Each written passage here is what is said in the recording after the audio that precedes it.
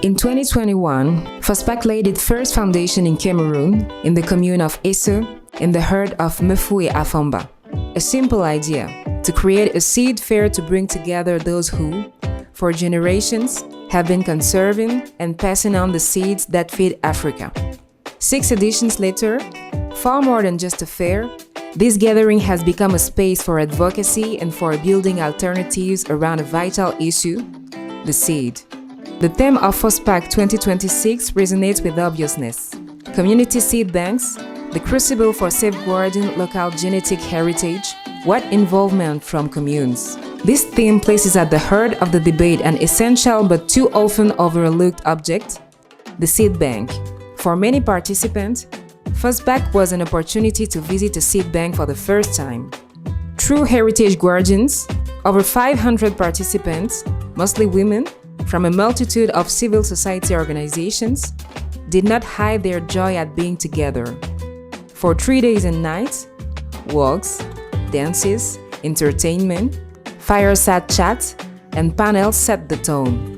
Because seeds are not just about technique, they are about culture, life, and shared joy. Around varieties we thought had disappeared, like yellow cassava, resilient seeds, medicinal plants, nitrogen-fixing legumes, each exhibitor came with their treasure, their story, and their memory. And as a concrete demonstration that territorial food systems are not a utopia but a viable reality, only dishes made from local products were consumed at this FOSPAC. But a seed bank is not created by decree. It requires organization and perfect coordination. At RADD, this area is masterfully handled by Mrs. Suzanne Akono. Concretely, in the field, when a community asks us to help them set up a seed bank, we go there and carry out awareness raising. After the awareness raising, we train these communities on what a seed bank is, how to manage them, how to produce seeds, conserve seeds, then how to store stocks and be able to sell them to those in need. And the challenges are numerous. In terms of quality, we teach them to have quality seeds available at all times, because we had a very large order but we couldn't fulfill it. Not that we didn't have enough seeds, but we needed to find where those seeds were located to be able to meet the demand.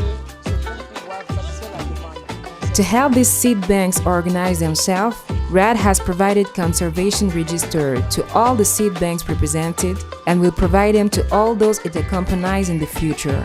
A simple but essential tool to trace the origin, quantity, and evolution of each variety. But that's not all. RADD has also launched a seed field project dedicated exclusively to seeds. And because FOSPAC applies its resolution year after year, greater emphasis is placed on collaboration with scientists. Thanks to a partnership with CRAPAC, within the framework of Radius program, researchers now support women in developing agroecological techniques and documenting their practices. The urgency to document and structure is not just a matter of methods, it responds to a brutal reality. In time of crisis, peasant seeds are the first to be threatened. Panels dedicated to sharing experience on managing peasant seeds in time of crisis rightly reminded us of this. These experiences, shared with delegations from Central and West Africa, Congo, Gabon, Democratic Republic of Congo, Chad, Senegal, Burkina Faso, show that seed preservation is a continental issue that transcends borders. FOSPAC is also an opportunity to remind us that, whether it is a security or a climate crisis, preserving seeds goes hand in hand with smart farming practices for biodiversity conservation. Through this organization, we are able to contact women and also enable them to understand what it's all about climate change. We are using climate-smart agricultural practices. And what are those practices? Those practices are those practices that will help women overcome climate negativity. Not that we can completely eradicate climate change, but we are trying to reduce the aspect. Seed banks can survive in the shadows, but to develop, they need to be recognized, supported, and integrated into local practices. This is where the second part of this FOSPAC stem comes in, the involvement of municipalities. In his inaugural address, the mayor of Essa, a supporter of FOSPAC from the very beginning and a key player in the My Commune is Committed awareness campaign, reminds us that municipalities have often overlooked but decisive prerogatives in terms of local development. And this year again, advocacy efforts call for FOSPAC to be recognized as an activity of public utility. This status, which confers substantial advantages, requires the assembly of a solid technical file by RADD with the support of its institutional partners and its submission to the competent authorities. This brings us to the heart of one of the major challenges related to the peasant seeds, an appropriate legal framework. As Mrs. Mbong, a seed inspector, reminded us during her brilliant presentation, a major obstacle persists. The 2001 seed laws was designed for commercial seeds, not for peasant seeds. It imposes DUS criteria, distinctness, uniformity, and stability on varieties seeking to be listed on the official catalog. These criteria are typical of industrial varieties. However, a peasant seed is alive and in constant co-evolution with its environment. It is neither perfectly uniform nor perfectly stable. This diversity is precisely its strength. It allows it to adapt to droughts, poor soils, and local practices. To demand uniformity is to kill it. Another drawback, the cost of registering seeds in the catalog. For each seed, over 5 million CFAs for the official application and required tests, an unaffordable amount for a peasant community. Yet, 85% of seeds cultivated in Cameroon come from these peasant systems.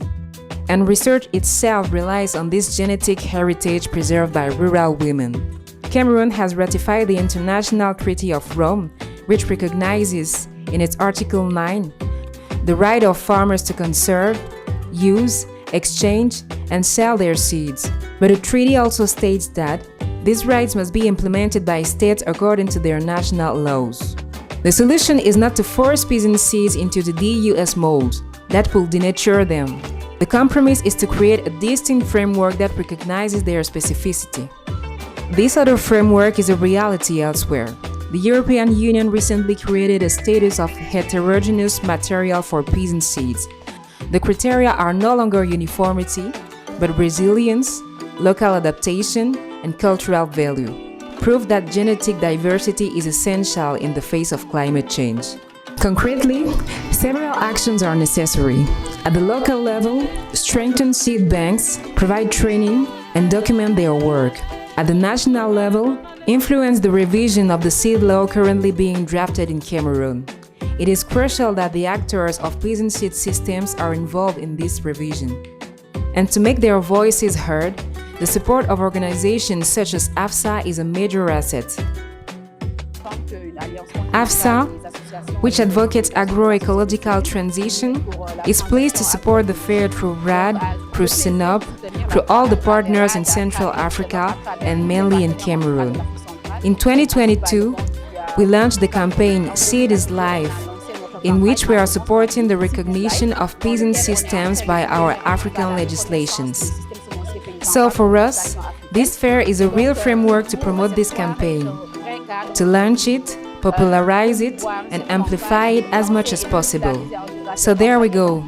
Together, let's fight for the recognition of peasant seed systems. Together, let's fight for farmers' rights over their seeds, because our seed is our life, our dignity, and our identity. Without these legal safeguards, peasant seed systems are at the mercy of industrial lobbies and also biopiracy. Companies come to take peasant seeds, modify them slightly, patent them, and sell back to the same farmers what was taken from them. Integrating the Treaty of Rome into the new seed law will allow benefit sharing with the farmers. Hence the emergency to document, trace, and protect. And as the Honorable Roger Melinge recalled during his speech, it is vital for actors involved to better structure themselves to seize market opportunities.